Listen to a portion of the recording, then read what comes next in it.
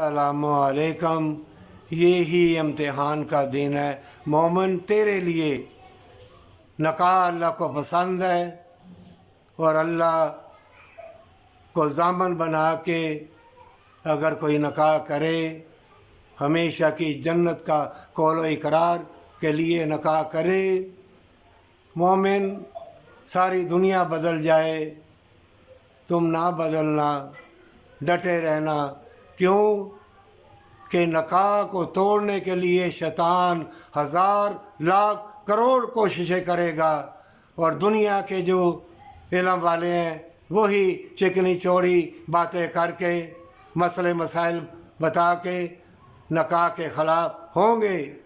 لیکن جو اللہ کے بندے ہیں، جس کا ضامن اللہ ہو، اللہ سے عہد کیا ہو، کیوں کہ قرآن میں اللہ نے فرمایا ہے جو صدق کے دل سے اللہ سے عہد کرے کسی بھی کام کے لیے، نکاح کے لیے، وفا کے لیے، دولت کے لیے یا کسی ایسے کام نیکی کے لیے، اگر اس نے عہد توڑ دیا تو قرآن میں لکھا ہے اللہ اس کا مواخذہ ضرور کرے گا۔ توبہ کر لے، اللہ تم کو راہ بتلا دے گا، بچ جائے گا، نہیں تو شیطان کے دھوکے میں آ کے ریزہ ریزہ ہو جائے گا۔ مومنوں سے محبت جنت کے راستوں کا نشان ہے، پر سچی توبہ کے ساتھ۔